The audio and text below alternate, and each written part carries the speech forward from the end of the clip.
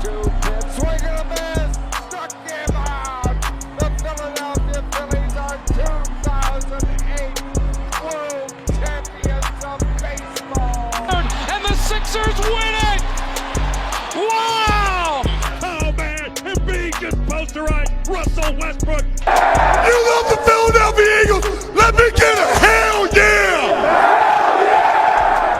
What's going on, guys? What's happening? It is Dives, Mr. Crockpot on Twitter. Welcome to Party on Broad. The Party on Broad podcast can be found on iTunes and Spotify. If you're watching us on YouTube, hit that subscribe button below. On tap for today, we're going to talk some Eagles news and do a mock draft simulator.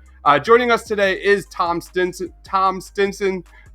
He is the co-host with Shane. They do a read-along podcast called A Pod Is No Name. Follow them on Twitter and Reddit at A Pod Is No Name. What's going on, Tom? Nothing much. Staying, keeping my head above water. Living that Corona lifestyle. A lot of laying around, a lot of suburban walks, escaping the New York City lifestyle. So, staying alive. All right, let's introduce our special guest today. He is one of the best writers I know. He's written for NBC Sports Philadelphia, Liberty Ballers, Bleeding Green Nation. Dude, follow him on Twitter at Shamus_Clancy. What's going on, Shamus? Hey guys, happy to be here. Just had a nice white rum and blueberry seltzer mixed drink for dinner and ready to talk about Yannick Ngakoue and or whoever the Birds draft. Let's do it. So let's start off, man. We've all kind of been living in quarantine over these last couple of weeks, man. Do you have any movie or TV suggestions for our viewers and watchers? Yeah, obviously Tiger King, but everyone and their grandmom knows about that at this point. Late at night, my girlfriend Ashley and I will just watch some random sitcom or cartoon. So we're binging through Rick and Morty for the second or third time now. That's fun. I'm in the middle of Westworld season 2. We started 2 weeks ago, trying to catch up and ideally watch the series live in season 3 at some point on HBO.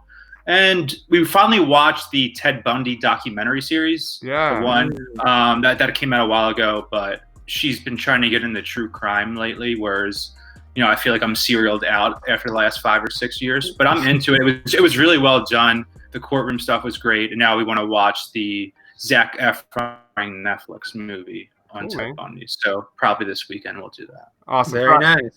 I got to ask you, Shamus, so everything that I see on my timeline is this tournament, this bracket, Eagles bracket. Oh. What's up? Oh, I said, just excitedly. You made this massive Eagles tournament for Bleeding Green Nation. I've got 2 questions for you, dude. How much blood, sweat, and tears went into making the seedings of the bracket? And do you possibly see anyone dethroning Brian Dawkins in this thing? It took me 4.5 hours on Sunday, which it's not that bad. I didn't want to. Obviously, I put a lot of time into the selection, but at the same time, I thought it was best not to overthink it, just because I wanted to go with my first inclination on the seeding. I didn't want to spend, 3 days wondering if Sheldon Brown or Lito Shepherd should be higher. Just was okay, Lito Shepherd's a 10, Sheldon's a 12. Let's just get on with it. So it was fun though. I had there's nothing to do except watch TV and have some beer. Or NFL Game Pass is free now. I don't know if you guys been up on that.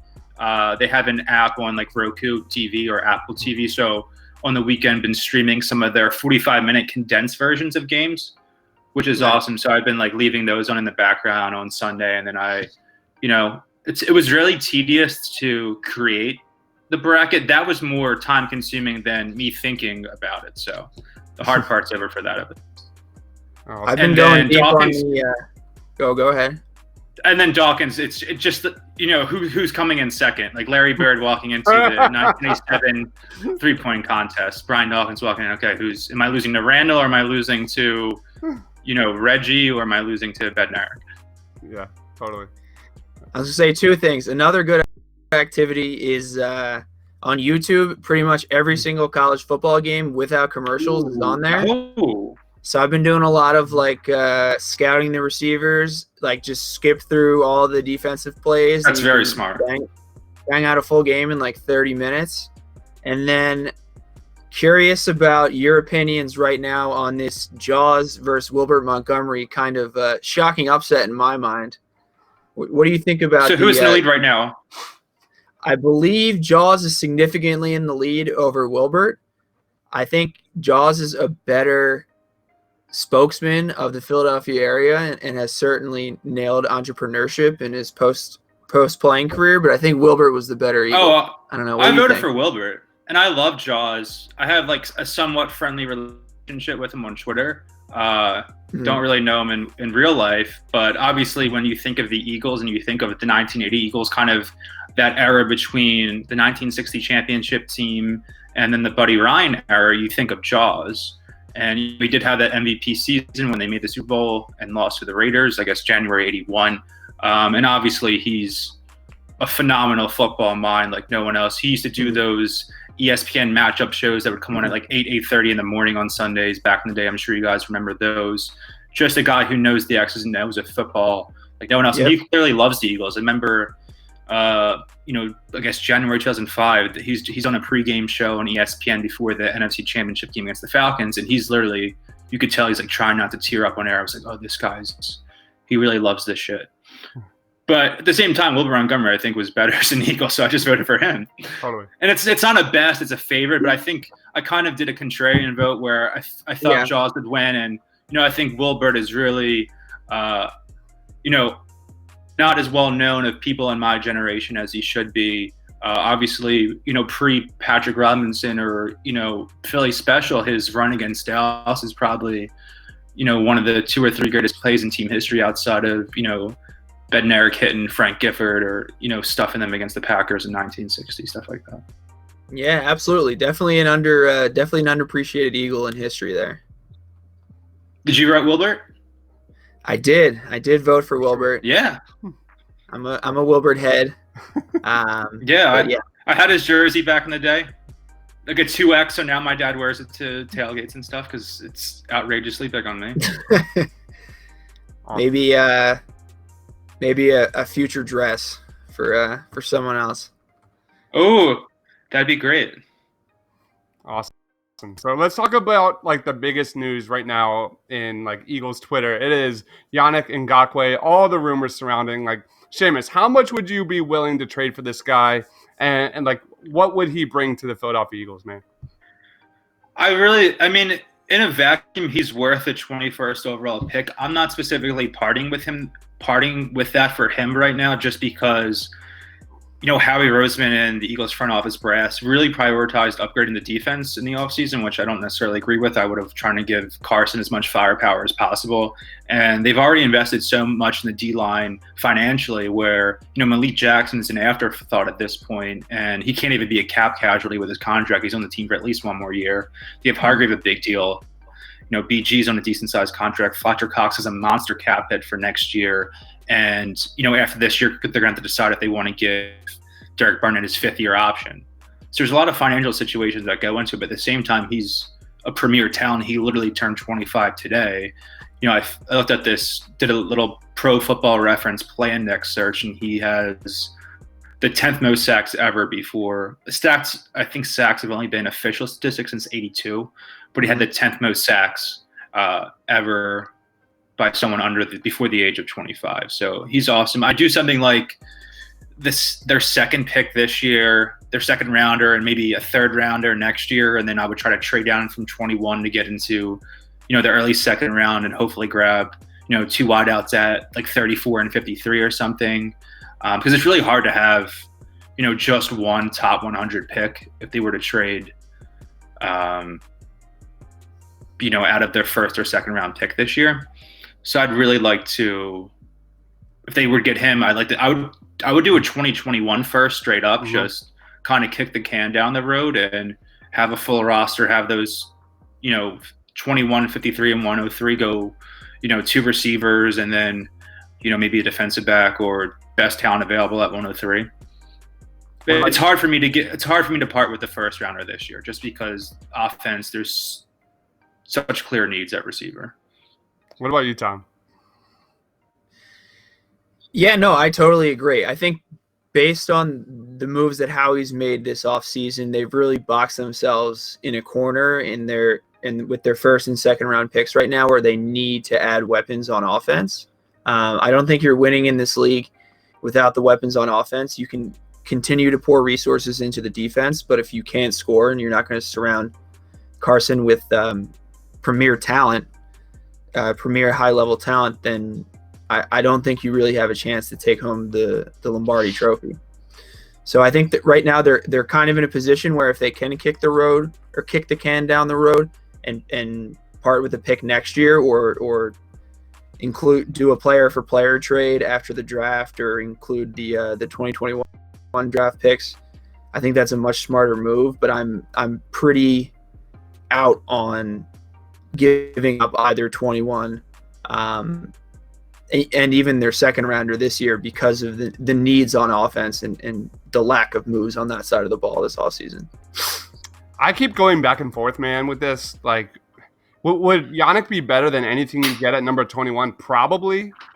He's only, like you said, just turned 25. He'd be the centerpiece of the defense. But really it boils down to for me, is that Howie's inability to draft. And I just keep circling around that, man. This dude is far and away better than anything you would get at 21. Would I do it? Probably not. I probably would do it for a 2021 first rounder, like you guys said, but I would probably be upset about it like for 10 minutes if they made a trade. And then like 10 minutes later, I'd be like, yeah, we got him. Like, Super Bowl. But I think that's where I'm at. I just keep circling around Yannick, first round pick. If there's a way they can manage to, get Yannick and then get a top rated one of these wide receivers we're going to start talking about, like Jalen Reagor, I'd be pretty ecstatic, man. Any thoughts on that, Shamus?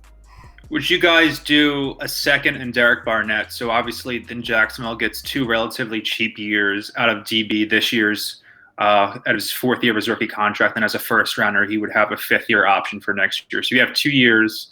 And then, I don't think Derek Barnett is a franchise tag type player, but if he goes off in Jacksonville, then they have the option to franchise tag him for 2022.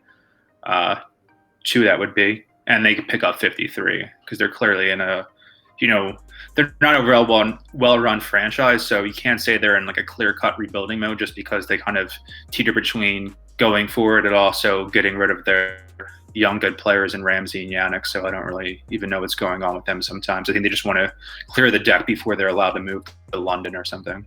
I would. What about you, Tom? Yeah, no, similar to kind of what they did with Slay, or what they had to do with Slay when they kind of miss. I wouldn't say Barnett's as big of a miss as a Sidney Jones or a Rasul. He's fine, but he needs to be better than fine. He's improving anything. Yeah, he's constantly like 2 steps away from the quarterback, I would say, and like he does a good job getting off his blocks, but he's not Yannick Ngakoue, and if you can upgrade at that position, I definitely think it's worth flipping a second and Barnett, who's more of a rotational piece at this point in my mind, and doesn't really.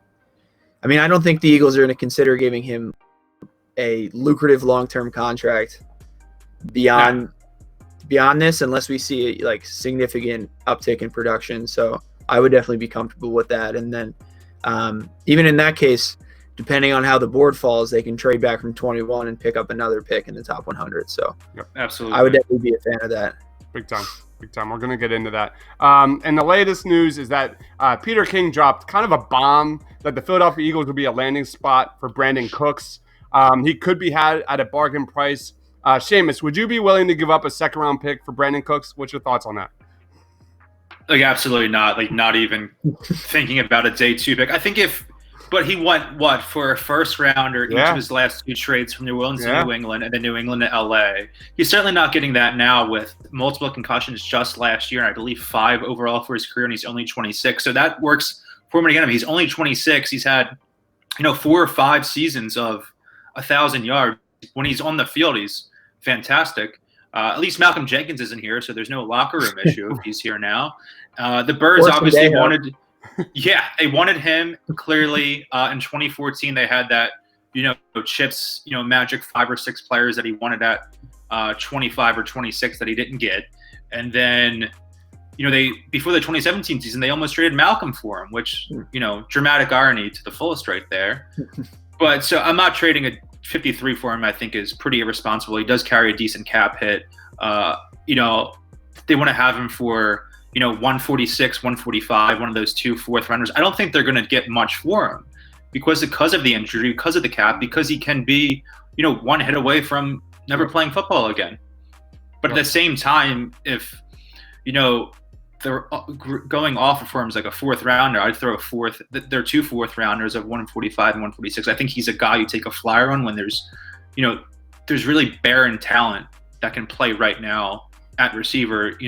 I love Deshaun more than anyone, but you kind of have to prepare for him not to play to a degree. And Cooks would be his best receiver, once his best ever, or I guess in theory, Alshon had a great year in 2017, but still.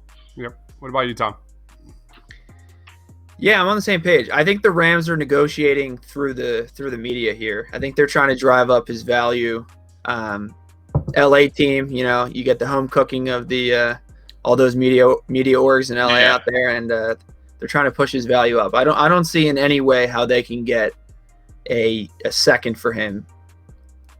Yeah. I mean, look at what Clowney. I mean, I know it was only for a year of Clowney, but look, and it's Houston, so you have to take that with a grain of salt. But look what Houston got back for Clowney in that trade. I mean, and we've seen Cooks get traded for a first in the past, but I think with the injury history, he only played 6 or 7 games this year, and then was basically medically ruled out for the remainder of the season due to another concussion. So I don't think the value is that high. But if it's a lower round pick, like a mid round pick, or if the 5th or the 6th, or like Rasul Douglas and a 5th or a 6th, that could be something that I think I could see the Eagles being interested in. Yeah, it's a big NO for me, man. It's fucking time for the Eagles to finally move away from injury players, man. Like, this guy's a concussion machine. Like you said, like a 5th round pick, the Rams throw in some cash, maybe. But man, this all circles back to Howie Roseman. He needs to nail this fucking draft. We need to get a wide receiver, a young talent that can, be built around Carson Wentz and under team control for the next several years. That's where I go with that. I'm a big NO with this guy. Shamus, you're Howie Roseman. What is your approach? What is your general plan of attack with this year's draft? I'm not in favor of trading up as much as I think CD, Jerry Jeudy, and Henry Ruggs, to a degree, are in that tier 1 by themselves. Just because they're so depleted of young, cheap talent, I don't think they can necessarily afford to move up, even though those guys might be great. I think the depth in the class is enough that I'm comfortable taking potentially the best receiver on the board at 21, or ideally maybe trading down to 25, 26 and getting, if Denzel Mims is still there, I don't know how his stock's going to rise, if Jalen Reagor is still there, and then picking up a late day 2 pick or an early day 3 pick just to compensate for their lack of young talent. What about you, Tom? Yeah, I think the only situation in which I could see the Eagles trading up for a Ruggs, a Jeudy, or a Lamb is if that player slips into after 16 or 17, and you're looking at the Raiders or the Dolphins who already have multiple picks. I think even there is a talent gap between them and the next tier, but I do think I'd almost rather grab 2 guys in that next tier than 1 guy in that top tier. Yes. I think that's a better use of resources, particularly because they haven't picked up anyone else this offseason to play on the outside. And I think, right now we can't really trust what J-Jaw is going to be. So I think that would be a better use of resources. But if it's not too expensive of a trade, like if it's flipping their 3rd and 21 to get up to 18 or 19, and Jeudy or Ruggs are still on the board, I'm not going to scream that that's a waste of resources, and I'm certainly going to be excited for probably the best young receiver the Eagles have had in 10 years or so. Deshaun's rookie year, yeah. Yep. When you look at Jeudy, Ruggs, Lamb, those guys are absolutely in a tier among themselves, especially Ruggs. I've been on the Ruggs train for a long time, but over the last month plus, I've been more in favor of trading down, trading back to that mid to late first round. If you can get some sort of combination of like Jalen Reagor, trade up back into that top of the second round, get a guy like Grant Delpit, like you said, Tom. That is, I think, the smart play with the Eagles moving forward. But be damned, man. This is another one of those like Giannis situations. Like if Judy falls down to like 19, 18, 17, and we have to do what we have to do to get them, I'll be pissed off for like 10 minutes and then I'll be over it. Like they're that good. All right. Yeah. I'm excited. Any situation where they can pick up either Ruggs, Reagor, or Hamler with those top 3 picks, and you just have the young gun, the young Padawan on one side, and the Jedi Master Deshaun on the other side, sprinting in a straight line down the field. First play of the season from the 25, Carson Baum. I'm here for it. So let's get some speed early and let's make it happen. It all goes back. Howie needs to know when that second run of wide receivers is going to start. We have to know when if Howie needs to be doing his research, needs to be doing his homework. I don't know how you do that with team facilities closed. I don't know, but I don't know who's giving him advice right now. But he needs to know that. Like the rest of us. Yeah. The Zoom happy hours with Doug and Andy Whitell. All right, let's do this mock draft, man. Let's do it. Set us up, Tom. Cool. Let me share my tab here. All right. So this is the best This is the best website of all time. All time. This is the draftnetwork.com, the greatest draft website. If you've never been there, check them out. It's so amazing. It's like Prime Draft Express, like 5 years ago for the NBA. It's that good, I think. Yeah. It's tankathon.com on steroids. Yes. Yeah, and on top of that, it's honestly it's been the worst thing for my productivity, both during the workday in some cases. Please don't fire me if you hear this, and just in general. Like I've been asked consistently by my girlfriend, "Will you please stop mocking? It doesn't mean anything." No, honey, it means everything. So let's go. All right, so we are going to go pick by pick.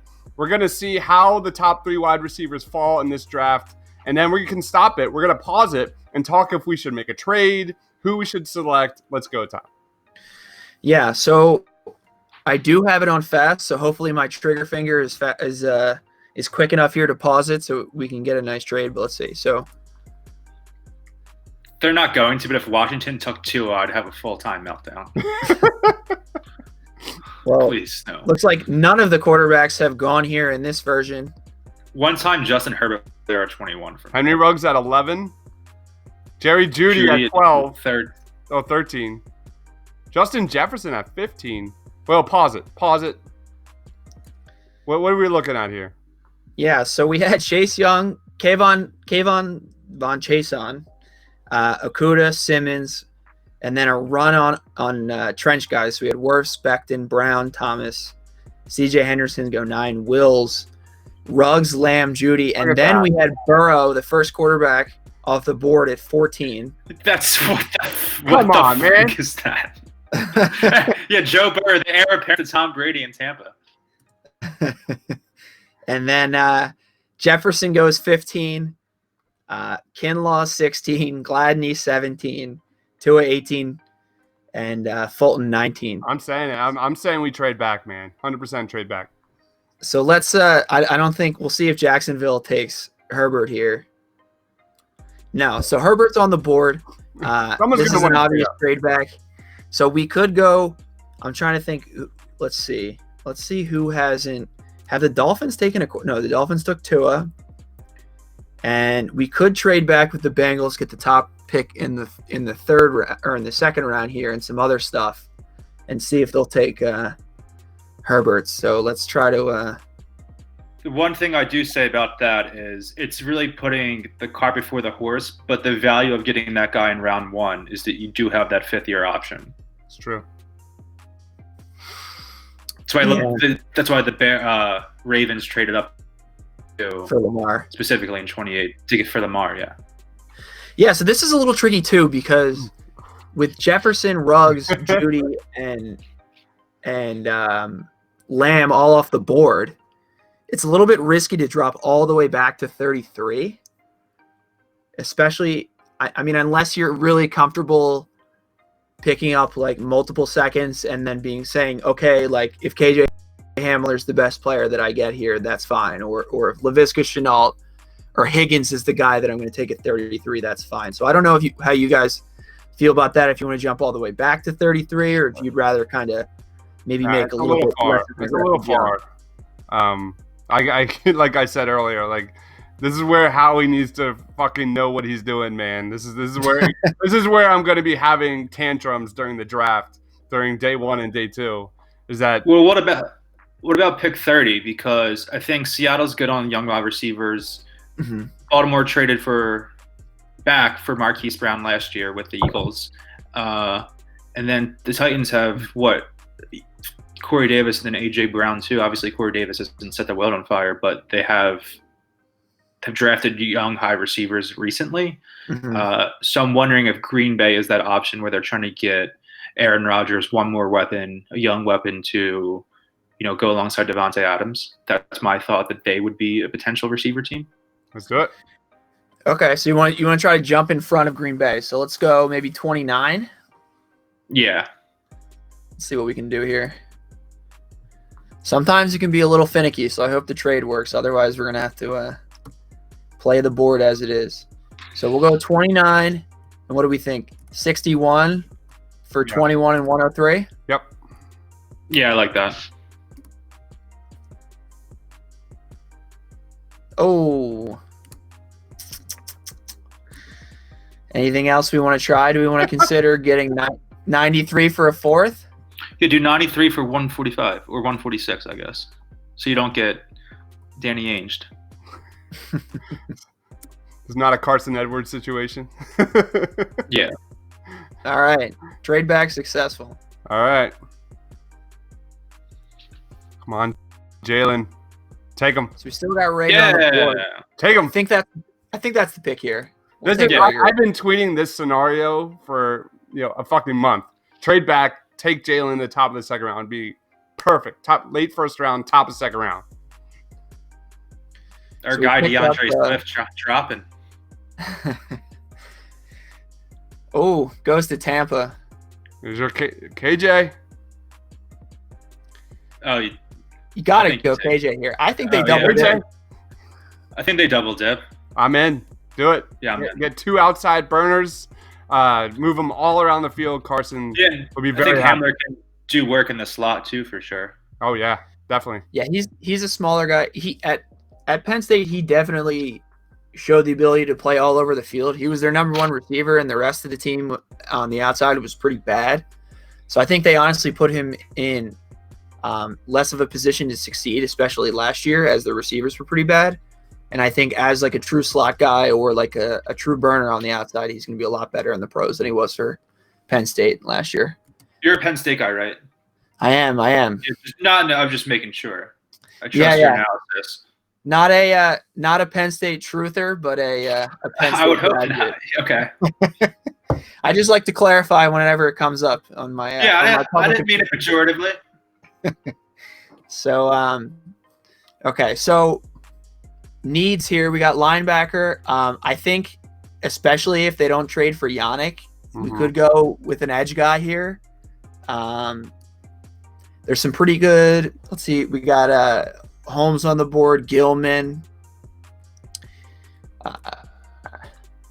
Troy Dye, Kayvon Wallace. Logan Wilson is another guy who I believe Tony Pauline reported last week that the Eagles have already had a pre-draft video call with Logan Wilson, or they have interest in Logan Wilson. He's an athletic linebacker. He feels like a 103 guy. I think that's kind of the guy they have pegged for their Wilson? Yeah. Okay. Let's do it. Eagles fans will be very happy. They haven't drafted a high linebacker in forever. It's been a long time. So we do want to go Wilson here. That's good. I think he's there at 103. He's there. All right. What? Any discussion about Troy Dye? This is a guy that's like 6'4". He's I like great Troy in Dye. coverage. He's great in coverage. Very athletic. That's a guy that would probably fit Jim Schwartz's system. I like them both. I don't really have an opinion on either. I think they're both very good. I think Troy Dye is better in the modern NFL, but I wonder how much they want at least some sort of mic that they don't have at all on the roster. I'm fine. Like I'd rather play, a 4-1-6 really, and just have Troy Dye there. But I'm not sure exactly what they want. I'm going to pick what number is Trey Dye at right now? He's at 101. 101. Okay. I think we should be okay with the linebackers to have either one of them available at 103. So maybe. Do we really think the Eagles are going to pick a linebacker in the 3rd round? It's a comp pick, so it's not necessarily like they're getting him at 7 or something. I feel like. I mean, they wouldn't end day 2. They can survive the papers and all the angry fans if they finally drafted a linebacker. I would be ecstatic personally. I would be very happy with Dye or Wilson, but I don't think it's going to happen. What's your read on Darnay Holmes? I guess he's a nickel guy. They seem to have a lot of nickel corners or a lot of guys that they can move around. We have too many of those guys. I honestly think they should. I would like maybe. I don't know much about Alohi Gilman, but he's a pretty highly ranked safety, and I think they have like Mills, Parks, and a lot of these guys on like 1-year deals. So it should maybe commit to someone. Even McLeod is kind of. Can we look at the safeties? Yeah. He's like a box safety, right? I like Kevon Wallace a lot. Kevon Wallace, at 103. If there's anything that the Eagles love is versatility on defense, and Kevon Wallace, he's got it, man. Can you go down a little bit? Anytime you can get a safety out of Clemson, it's always the right choice for the Eagles too. Ooh, so would you be interested in doing Wallace there or one of the linebackers, and then vice versa at 103? I think that's what the Eagles would be thinking. I'm 100% in for the linebacker though. Let's go Wallace because I feel like that's the safety we want, and there's not necessarily a clear-cut backup option. I think Gilman's more of a box guy, if I'm not mistaken. I'd rather just have the pick of the linebackers. I prefer Dye, and if he's there, slam dunk at 103. But I'm cool with Logan Wilson if not. Let's do it. I'm in. You can't. You can't bank on Jalen Mills at safety next year. I'm in. No, absolutely not. I still think Maddox at safety is the move. I know that he's going to play on the outside this year, but yeah. So we still have Dye on the board. Logan Wilson goes prior, but Dye seems to be our guy. So I like him more anyway. It's perfect. We'll scoop him there. He'd be so good. The Eagles haven't had a linebacker that can cover in so long. Rookie Michael Kendricks. Yes. You couldn't cover his finances well enough, though. People forget that. So Harrison Hand, my boy. Harrison Hand. I like him with one of their maybe that 145 is what we have left. Yeah. Both these guys interest me a lot. And Nye was super productive, not toolsy, but just a powerful guy. Another guy to throw into that defensive line room.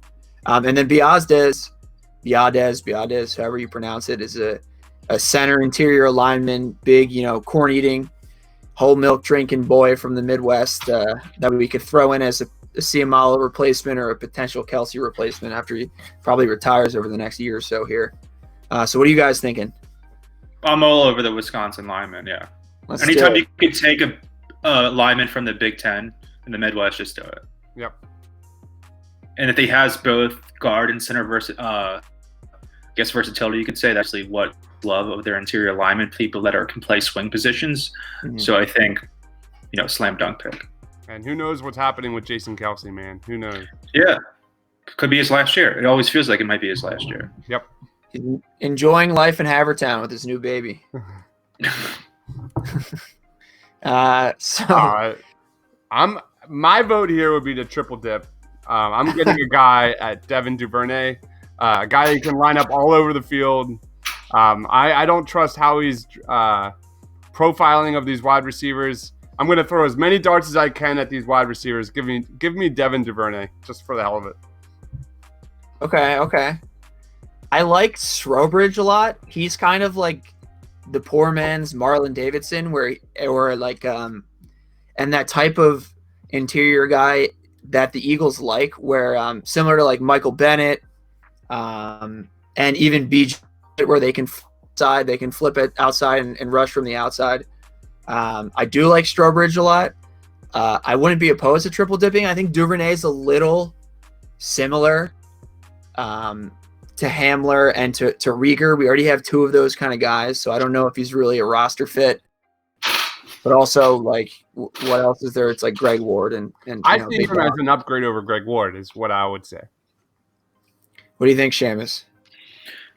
I'm reticent to do another kind of smaller speedster guy where, whether we like it or not, they want at least one outside receiver to be that big-bodied 6'2", 6'3" guy who has a contested catch weapon, as J.J. Arcega-Whiteside was supposed to be a guy with a large catch radius.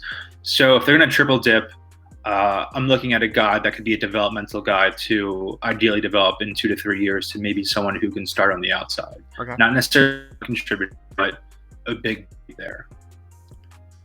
Okay. I think Harrison Hand out of Temple I'd take him, yeah. is an interesting pick there for me.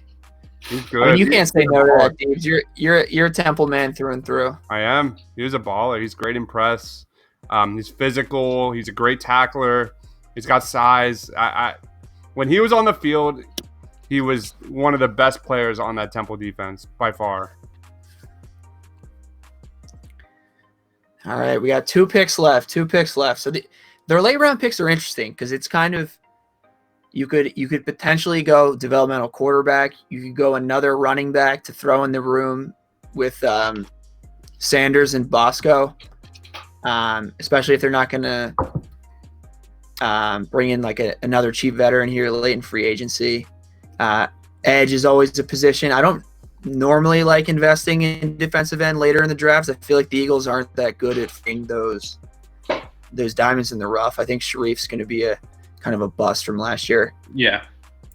I like Patrick Taylor Jr. out of Memphis as, the Thunder to Miles Sanders Lightning if he's available. How about AJ Dillon? Let's look at the running backs here.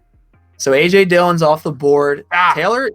Taylor's interesting. He another Penn State anecdote. So Penn State played Memphis in the what bowl was it? Oh my God, Cotton Bowl this year. And Patrick Taylor, he was out for most of this year. He was injured either late last year or earlier this year, and he looked really, really strong and really sharp, and was supposed to be their number 1 guy going into the year. And then unfortunately went down with an injury. So I think he could be a bit of a steal here in the 5th. So I do like Patrick Taylor. And then also, if we wanted to wait till the next round, Josh Kelly, if you can pick anyone who played under Chip Kelly, they're going to prefer anywhere else outside of UCLA. So that's another guy that I like there.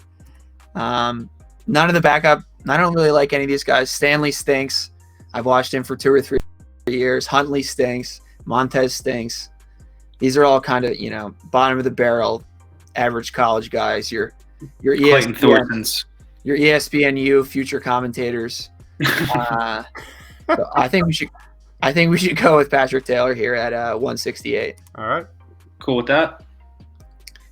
And then I think the 6th here we'll just go BPA. Maybe we'll triple dip and get that developmental receiver.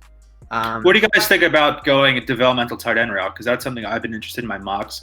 They've obviously put a high priority on going to these 2 tight end sets, but as we saw last year when there were injuries there, that plan goes to shit. As we saw, I think that Atlanta Falcon game, Sunday Night Football Week 2, they probably game plan heavily 2 tight end sets, and then one goes out and they're left with their thumbs up their ass, not knowing what they're doing. And can you continually count on this?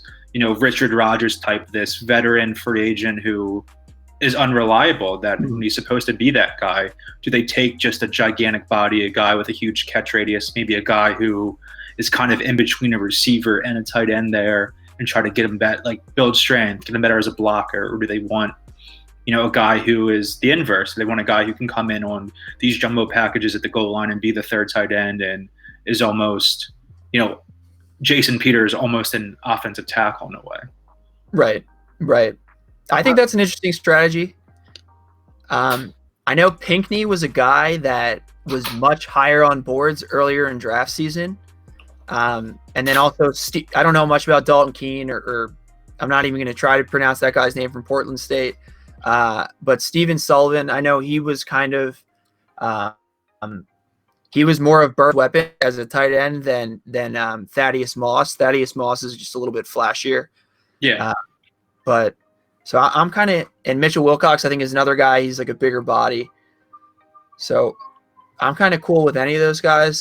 Does anyone have a particular preference and know their late developmental tight ends better than myself?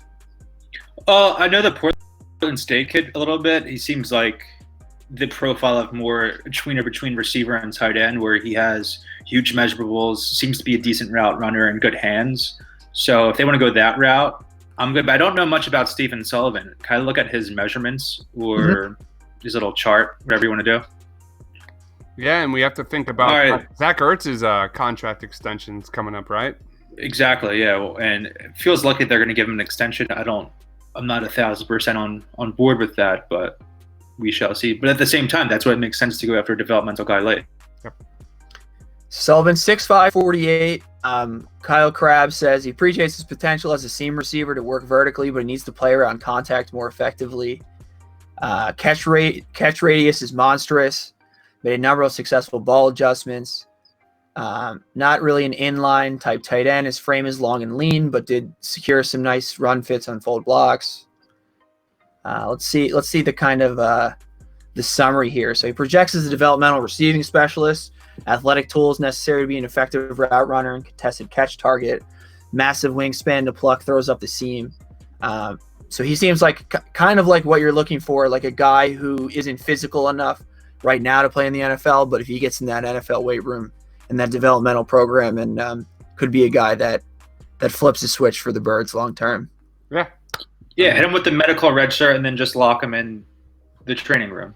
Yep, that mysterious last day of camp foot injury. All right, so, welcome to the squad. So we'll let this play out here. We'll see who Mr. Irrelevant is, and let's grade the draft.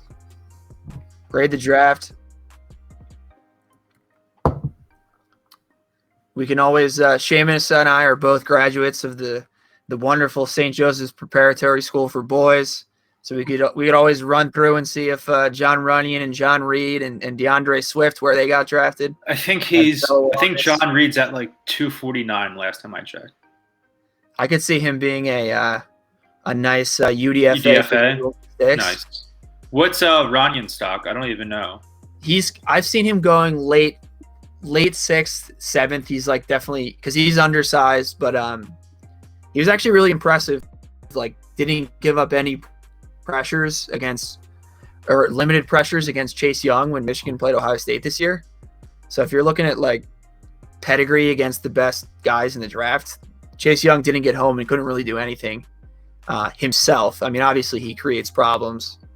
And that's another, clear-cut UDFA fit here, given obviously local connection, his dad, everything. Oh yeah, and their need, honestly, for they need developmental guys on the inside. Yeah. Yep.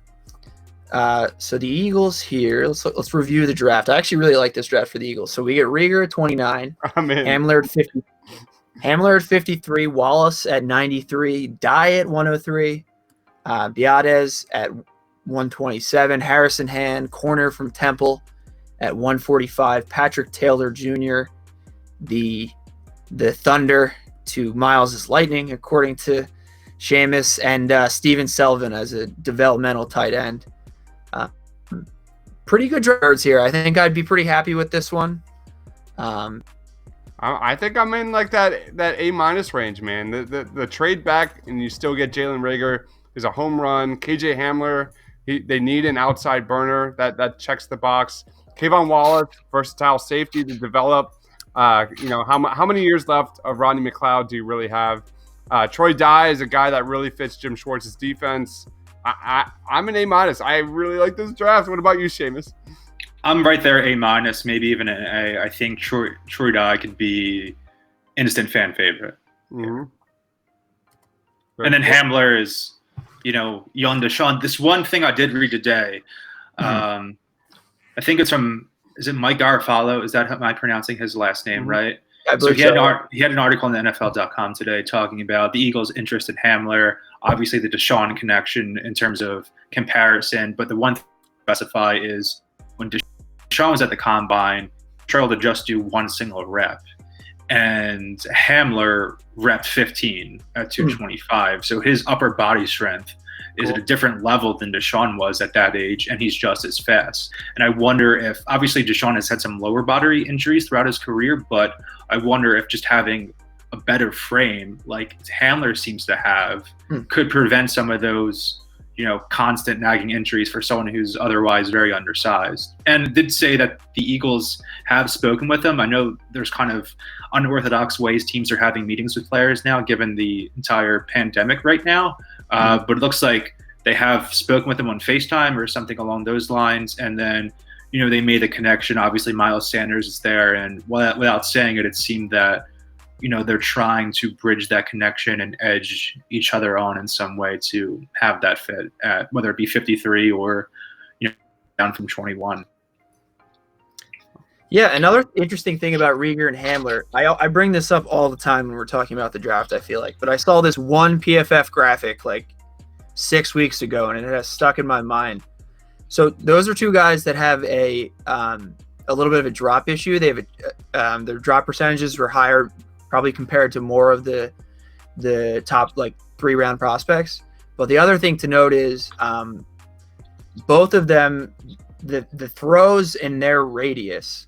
So PFF ran a stat basically looking at the accuracy of the throws from their college quarterbacks were among the lowest of top 2 and top 3 round prospects. I think Rieger was the lowest and Hamler was the second or third lowest.